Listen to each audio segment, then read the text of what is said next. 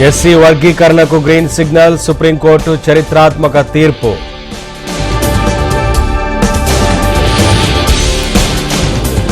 ఉపవర్గీకరణను రాష్ట్రాలు చేసుకోవచ్చన్న సుప్రీం, తెలంగాణలో అమలు చేస్తామన్న రేవంత్.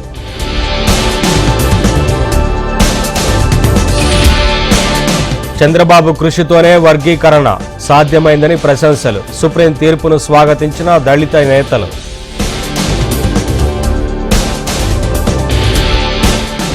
శ్రీశైలంలో చంద్రబాబు, కృష్ణమ్మకు ప్రత్యేక పూజలు.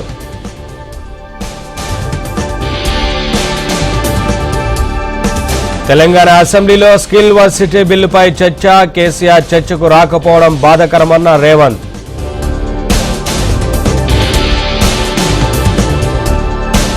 సీఎం ఛాంబర్ ఎంట్రన్స్ వద్ద బీఆర్ఎస్ ఆందోళన, ఎమ్మెల్యేలను బయటకు ఎత్తుకొచ్చిన మార్షల్స్.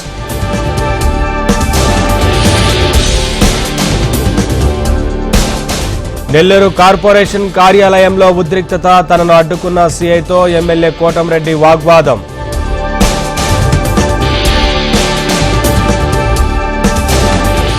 ఓటమి తెచ్చిన వైరాగ్యం, రాజకీయాలకు ధర్మాన దూరం.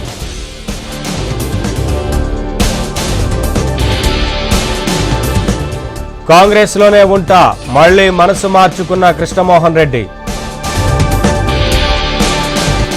ఏపీ ఎండీసీ మాజీ ఎండీ వెంకటరెడ్డి సస్పెన్షన్, రేపో మాపో క్రిమినల్ కేసు నమోదు చేసే అవకాశం.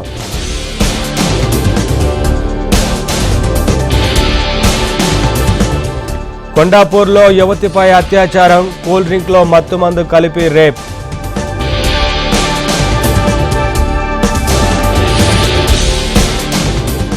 వయనాడులో అంతులేని విషాదం, బాధితులను రాహుల్, ప్రియాంక పరామర్శ.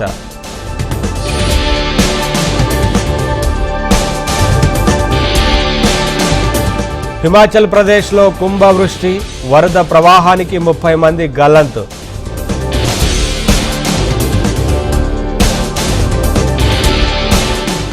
భారత్లో వియత్నాం ప్రధాని పర్యటన, ఎస్ఎంఎస్ ఫార్మా ప్రతినిధులకు మించిన ఆహ్వానం.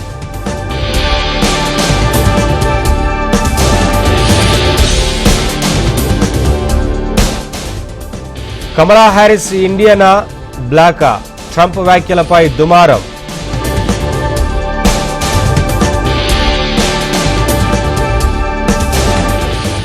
హానియా హత్యపై ప్రతీకారానికి సిద్ధం కండి, ఇజ్రాయెల్పై దాడికి ఇరాన్ అగ్రనేత అలీ ఆదేశం.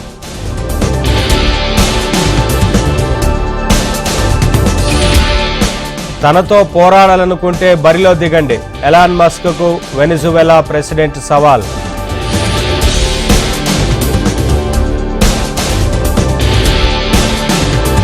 ఫ్లాట్గా స్టాక్ మార్కెట్ సూచీలు, సెన్సెక్స్ 35, నిఫ్టీ 30 పాయింట్లు లాభం.